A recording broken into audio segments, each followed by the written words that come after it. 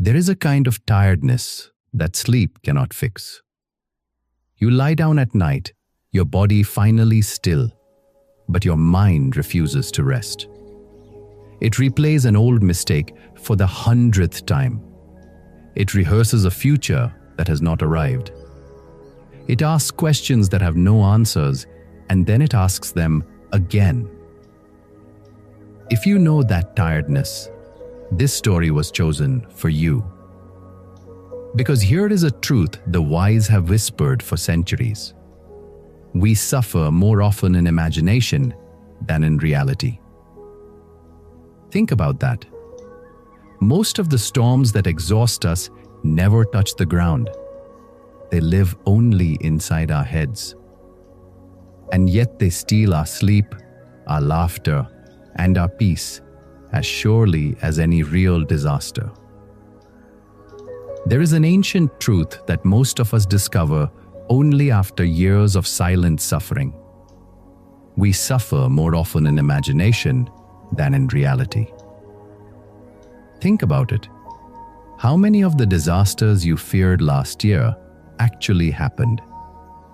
How many sleepless nights were spent fighting battles that never came? One old man near the end of his life put it even more plainly. I have known a great many troubles, but most of them never happened. And yet we keep carrying them. The past we cannot change, and the future we cannot see, until the invisible weight bends our shoulders and steals the light from our eyes. Today's story is about a young man whose greatest enemy was not poverty, not failure, not any person in this world. It was his own restless mind.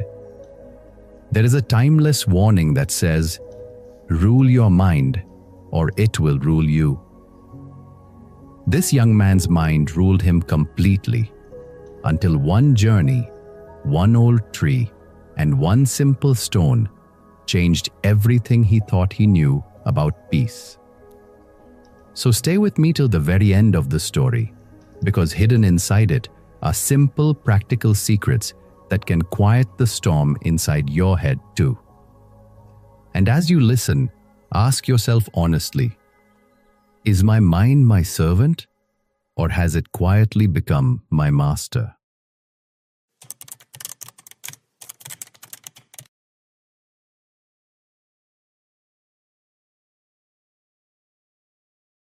Long ago, in a land of green foothills and golden fields, there was a busy trading town full of noise, dust, and hurry. In that town lived a young man who looked much older than his years. His eyes were tired. His shoulders were bent as if he carried an invisible load. From the outside, his life seemed ordinary. He had work, a small room, and a few friends. But inside his head, there lived a storm that never rested. Every morning before the sun touched the rooftops, his thoughts were already awake. What if I fail? What if I have chosen the wrong path? What if my old mistakes have already ruined my future? And every night, when the town finally grew quiet, his mind grew louder. He replayed the trade he had lost, the friend who had cheated him, the chance he had been too afraid to take. Then his mind ran ahead and painted dark pictures of days that had not even arrived. His friends noticed. "You are always somewhere else," they said. "You never laugh anymore. What is wrong with you?" But how do you explain a storm that no one else can see? One day, unable to bear the noise inside his own head, the young man left the town and simply walked. He walked past the fields, past the wells, past the last bullock carts on the road. The sounds of the town slowly faded behind him. By evening, he reached a small village resting in the foothills, a place of mud huts, oil lamps, and slow, gentle life. On a small hill above the village stood a single old tree, wide and ancient. And under that tree sat an old man.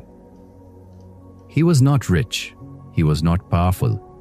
His clothes were simple and his hands were rough from years of work. Yet, his face carried something the young man had never seen in the town.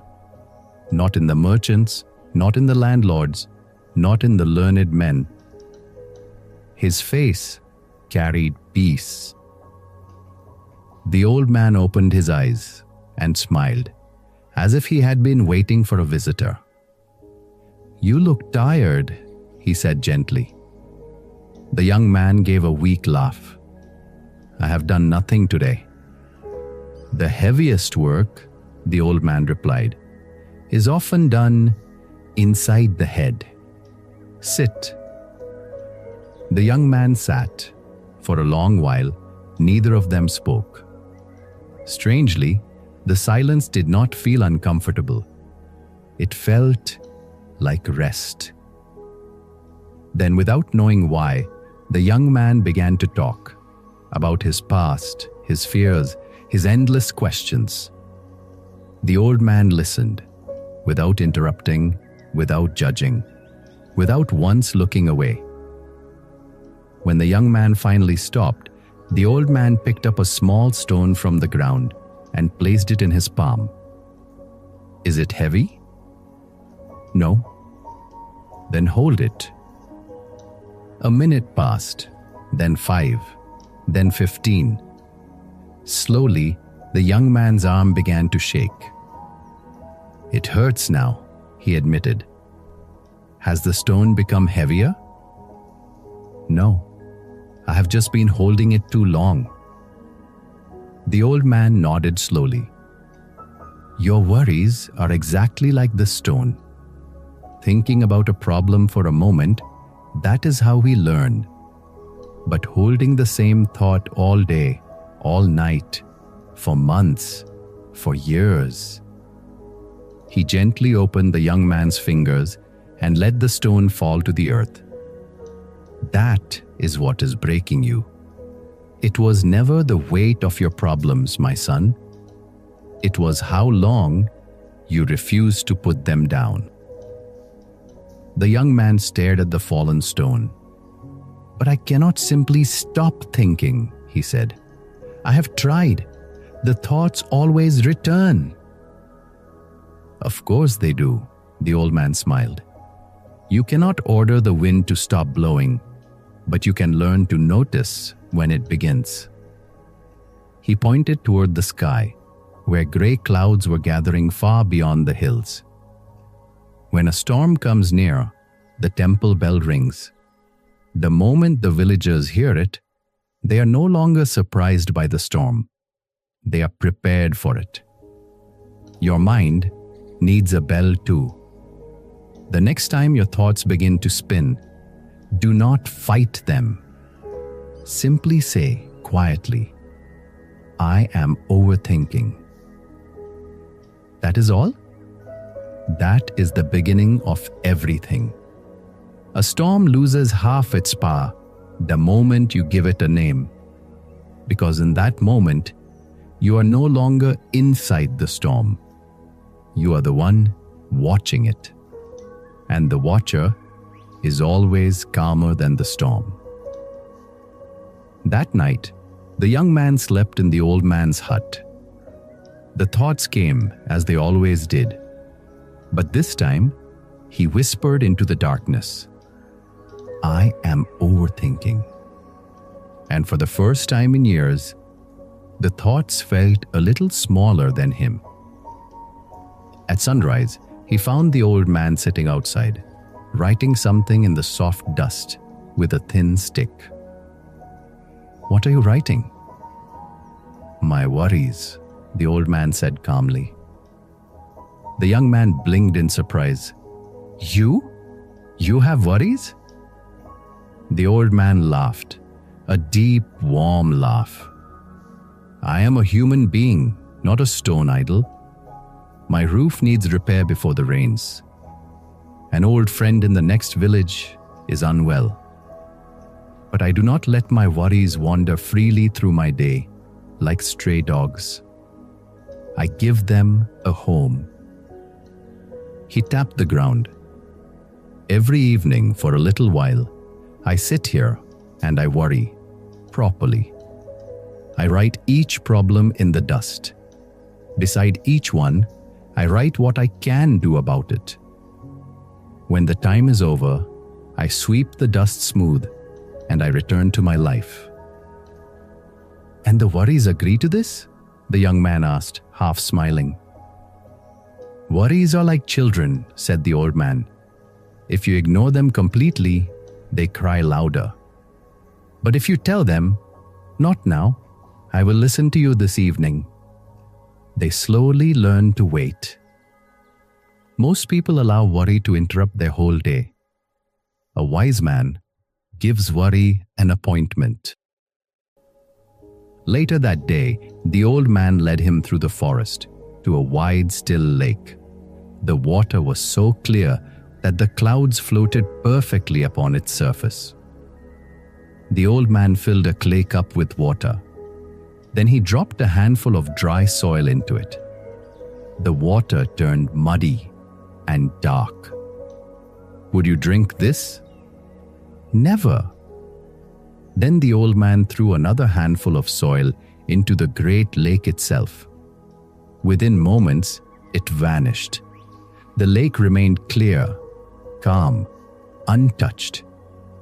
The same soil, said the old man. So what changed? The young man thought carefully. The size of the water. Exactly. The problem was never the soil. It was the size of the vessel. When your mind is small, closed tightly around one fear, one mistake, one insight, every little handful of soil turns your whole life dark. But when you grow your heart larger, through gratitude, patience, and forgiveness, the same problems fall into you and dissolve. How do I grow larger? The young man asked. You are already beginning, the old man said. Every time you sit in silence, every time you thank life instead of blaming it, every time you forgive. The lake did not become large in one day, neither will you. But every day, you can become a little less like the cup. On the way back, they walked beside a river that flowed down from the hills. The old man picked up a dry leaf and placed it upon the water. The current carried it gently away. Try to stop this river with your hands, he said. The young man smiled. That is impossible. And yet, that is exactly how you have been living. Trying to control your past, which has already flowed by. Trying to control your future, which has not yet arrived. Trying to control what people think, what fate decides, how every plan unfolds. You stand in the river with open hands, fighting the water, and then you wonder why you are exhausted. The young man watched the leaf disappear around the bend.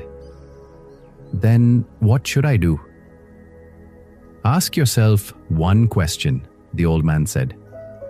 It is the simplest question in the world, and it will save you years of suffering. Can I do something about this right now? If the answer is yes, do it. Take one step. Action ends worry faster than any comfort. And if the answer is no, he pointed at the flowing river. Then place it upon the water and let it go. Worrying about what you cannot change is like paying a debt you do not owe. Days passed. The young man stayed in the village, helping the old man repair fences, draw water, and plant young trees. Slowly, his sleep grew deeper. But one evening, the old darkness returned, and he sat with his head in his hands. "Why am I like this?" he said bitterly. "Why can I not simply be happy? Why do I ruin everything?" The old man sat beside him quietly for a long time. Then he said something the young man never forgot. "Do you know the most dangerous word in your sentence? It is the word why, when you point it at yourself like a knife. Why am I a failure? Why can I never be at peace? Such questions have no doors, my son. You can walk inside them forever and never find the way out." Then what should I ask? Change one word. Change why to what. Not why am I like this, but what is one small thing I can do right now? Not why did I fail, but what did it teach me? Why keeps you circling the past? What opens a door into the present? The old man smiled. The mind is a powerful servant, but a terrible master. Give it questions, it can actually answer. One golden evening, they sat under the great tree, sharing simple food from a banana leaf. The young man noticed how the old man ate slowly, gratefully, as if that meal were the only thing in the world. "When you eat," the old man said, noticing his gaze, "do you think about next week's meals? No?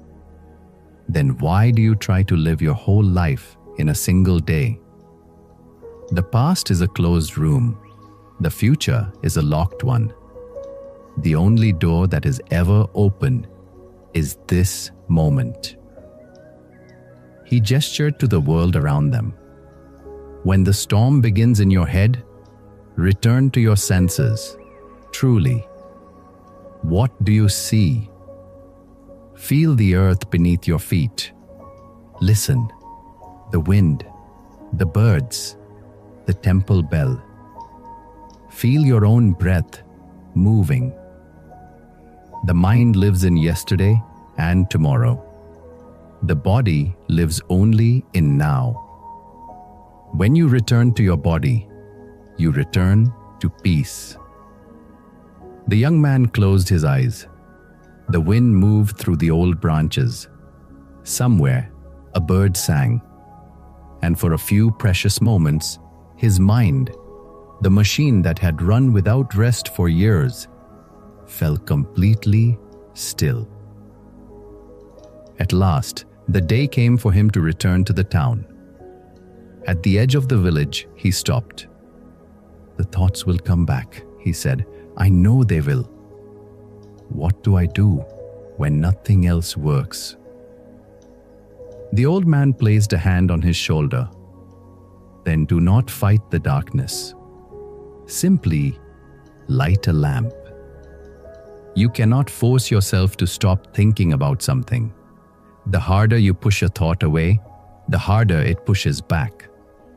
So instead of running from your thoughts, walk toward what you love. Ask yourself, what truly matters to me right now? Your family, your work, your health, a friend who needs you? Then take one small step toward it. A mind busy building something meaningful has no room left for destroying itself." He smiled one last time. "Peace is not a place you find, my son. It is a way you walk. Now go and walk it." Years passed. The young man's life did not become perfect. Problems still came, as they come to everyone. But something deep inside him had changed. The problems no longer ruled his mind. When the storm began, he named it. When worry demanded his whole day, he gave it a small appointment at sunset and took the rest of his day back. When something could be solved, he acted. When it could not, he placed it on the river and let it flow. When his mind attacked him with why, he answered with what. When the noise grew loud, he returned to his breath, to the ground, to the moment. And every single day, he took one small step toward the things he loved. Slowly, quietly, the cup became a lake. Many years later, in a garden at the heart of that same busy town, people often noticed an older man sitting peacefully beneath a tree. Tired young men and women, carrying invisible storms of their own, would sometimes sit beside him. And when they asked how he could remain so calm in such a noisy world, he would pick up a small stone, place it gently in their hands, and say with a quiet smile, "Hold this, and let me tell you about a man I once met on a hill." Take a moment and hold this story in your mind, the way the young man held that stone. Notice what it is really telling you. His problems never disappeared. His past did not change. His future remained unknown. The only thing that changed was how long he carried each thought. And that changed everything. Most of our suffering works exactly this way. The stone is never heavy at first. A worry held for a moment is simply thinking. But held for hours, days, and years, it becomes a weight that bends the shoulders and empties the eyes. This is why the wise remind us, let go or be dragged. Life is moving forward, whether we release the past or not. The only choice we have is whether we walk with it or get pulled behind it. The old man's river question may be the most practical piece of wisdom in this entire story. And it echoes an ancient teaching. If a problem can be solved, why worry? If it cannot be solved, worrying will do no good. Try it today. Take the worry that is sitting heaviest on your chest right now and ask, can I do something about this? If yes, take one small step before the sun sets. If no, place it on the river. Make the best use of what is in your power and take the rest as it happens. That single habit, practiced daily, quietly rebuilds a life. And remember the cup and the lake. The soil falling into your life will not stop. Criticism, setbacks, bad news, difficult people. You cannot control the soil, but you can grow the water. Every act of gratitude, every deep breath, every moment of patience and forgiveness makes your inner lake a little wider, until the same problems that once darkened your whole day simply dissolve into you. Here is the deepest truth beneath it all. Nothing can bring you peace but yourself. Not a new job, not a new town, not the approval of others. The young man walked far from his noisy town, but the real journey happened inside his own head. The greatest weapon against stress is our ability to choose one thought over another. And that weapon is already in your hands. Name the storm when it begins. Give worry an appointment instead of your whole day. Change your why into what. Return to your breath, your senses, this moment, and walk one small step at a time toward what you love. So, how do you begin?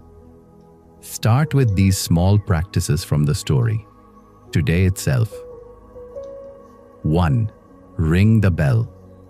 The moment your thoughts begin to spin, quietly name it. I am overthinking. You instantly step outside the storm and become the calm watcher. 2. Give worry an appointment.